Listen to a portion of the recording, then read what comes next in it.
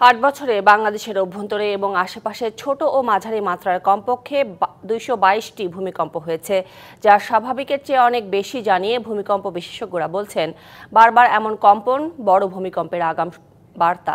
দুর্যোগ ব্যবস্থাপনা বিশেষজ্ঞরা বলছেন এমন দুর্যোগ মোকাবিলার ২০% সক্ষমতাও নেই বাংলাদেশের। শুক্রবার দুপুরে রাজধানী ঢাকাসহ দেশের বিভিন্ন এলাকায় অনুভূত হয় ভূমিকম্প।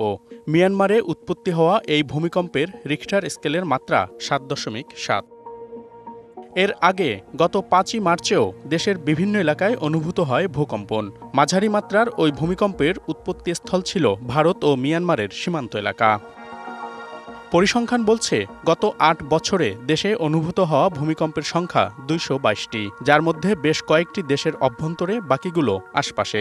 এই হিসেবে দেখা গেছে প্রতি বছরই গড়ে বাড়ছে ভূমিকম্পের সংখ্যা। ২০১৭ সালে যেখানে ২৮টি ভূমিকম্প অনুভূত হয়েছিল, ২০২৪ সালে তা দাঁড়িয়েছে ৫৪টিতে।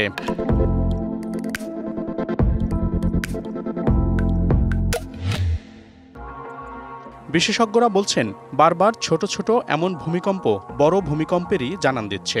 ভূতত্ত্ববিদদের গবেষণা বলছে ৩টি টেকটনিক প্লেট তিব্বত, ইন্ডিয়ান ও বার্মিজ প্লেটের সংযোগস্থল বাংলাদেশের ভেতরেই, যা প্রতি বছর একে অপরের দিকে এগোচ্ছে কয়েক সেন্টিমিটার করে।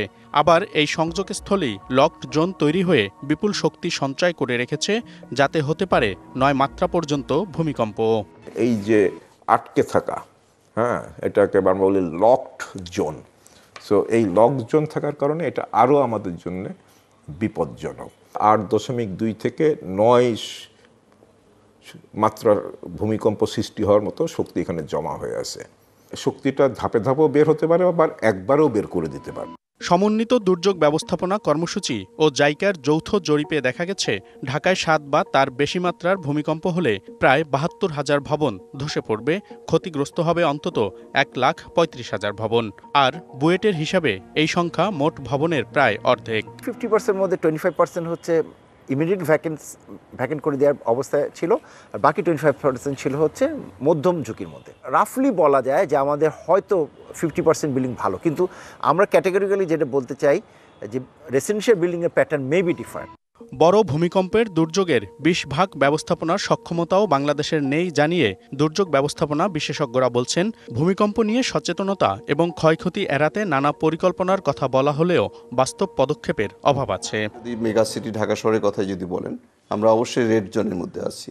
এগুলো ডেব্রি তৈরি হবে, আর ডেব্রি তৈরি হলে এই ডেব্রিকে সরানোর জন্য যে আমাদের যে প্রস্তুতি যেটা দরকার, তার 20% সক্ষমতা আমাদের এখন পর্যন্ত আমরা তৈরি করতে পারি। ঢাকা শহরকে মোকাবেলা করে ৬০০ জন ফায়ার সার্ভিসের লোক রয়েছে, এবং ৬০০ জন দিয়ে কোনোভাবে এটা মোকাবেলা করা সম্ভব না। এমন অনেক জায়গা আছে যে লোকজন পৌঁছতেই পারবে না, ৯-১০ জনও এখানে পৌঁছতে পারবে না। কমিউনিটি ভলেন্টিয়ার ডেভেলপ করে, কমিউনিটির লোক করে রেস্কিউ করার জন্য, যাতে তারা ট্র্যাপ করলে পরে যারা বেঁচে থাকবে তারা নিজেরাই যেন উদ্ধার পরিচালনা করতে পারে, এটা করতে হবে।